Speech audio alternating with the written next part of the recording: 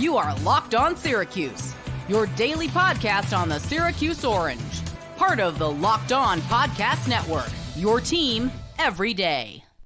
First, it should be noted that as of right now, I am recording this actually the night before that you are watching or listening to this. So things could have changed.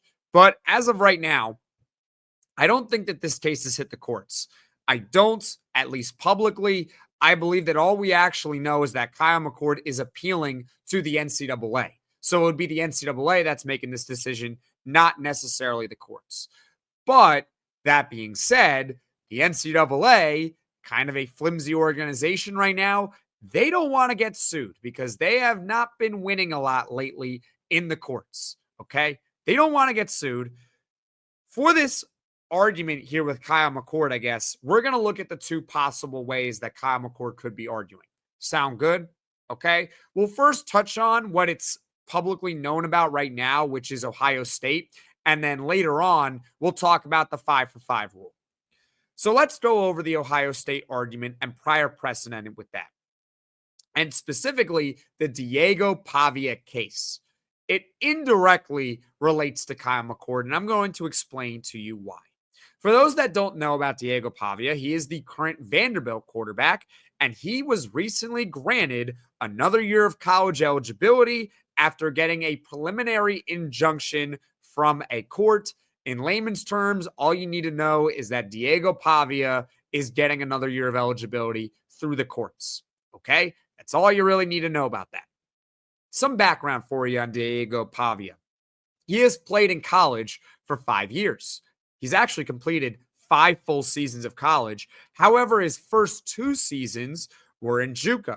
So Pavia simply argued to the courts that his first 2 seasons shouldn't count towards eligibility because he was in JUCO, and it deprived him of NIL. The court agreed.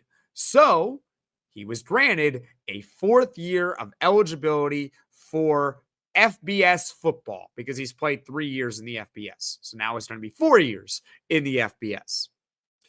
The most important line of the judge's ruling is this, and I'm going to quote it for you right now.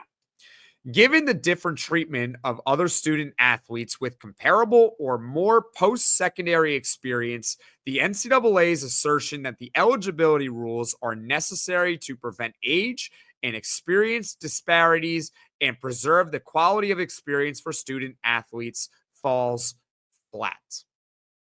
So basically, I'm going to try to put it to you in layman's terms again.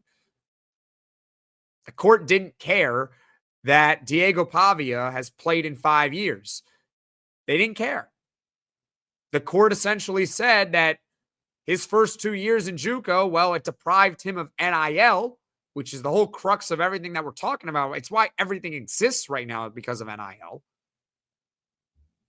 And that because of NIL and the fact that he couldn't maximize his worth in JUCO, he should get another year in college. Okay, so how does this relate to Kyle McCord? Why do I tell you that whole story about Diego Pavia? I'm glad you asked. It's indirect, okay? Because Kyle McCord is not a JUCO athlete. He's not. And he's also played in 4 years in FBS football, but it boils down to NIL once again. That's where it all comes down.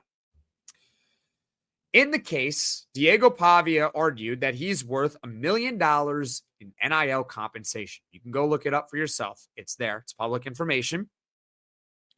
Here's what McCord could do.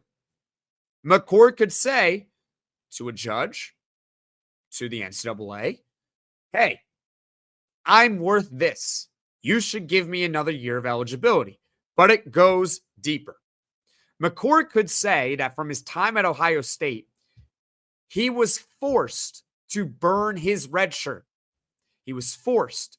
And because of that, he is being deprived another year of eligibility, which means you're depriving him of capitalizing on his NIL worth. I know it sounds kind of complicated, so I will repeat myself this one time. Kyle McCord can simply argue that his true freshman year should not count because he was forced to burn the year of eligibility late in the season, And as a result, he should get another year where he can maximize his NIL. That's the case right there. Will it work? There's only one way to really find out. There's only one way to find out. And it would set an even bigger precedent, maybe than Diego Pavia. But I think that's it. That could be it right there. Then let's talk about the 5-for-5 rule. Okay. So there's no precedent with the 5-for-5 rule because it would be a brand new rule that's put into place. But all Kyle McCord in this scenario would have to do is simply say, hey, the 5-for-5 rule should apply to me. And I don't think he would have any trouble winning that. Nor do I think any athlete would have much trouble winning that case if the NCAA decides to change their rules to allow 5th years of eligibility automatically. 5-for-5, 5 eligibility years in 5 years. But it comes down to timing with this rule. Timing is everything. And it's very complicated to explain with the NFL draft and the East-West Shrine Bowl coming up. So to summarize it for you, the 5-for-5 rule, in order for it to really apply to Kyle McCord, in order for him to have a chance to capitalize on this potential new rule, it's going to have to come within the next week or two, which it could happen. And if it does, I will let you know about it here on Locked On Syracuse, because I will say this is massive for Kyle McCord because this is a way for him to get that extra year. But it's got to happen soon. That's the bottom line. So with Kyle McCord, the path to victory, the prior precedent set by Diego Pavia recently, it's going to come down to probably that year at Ohio State, whether the court or the NCAA rules that it should count or not.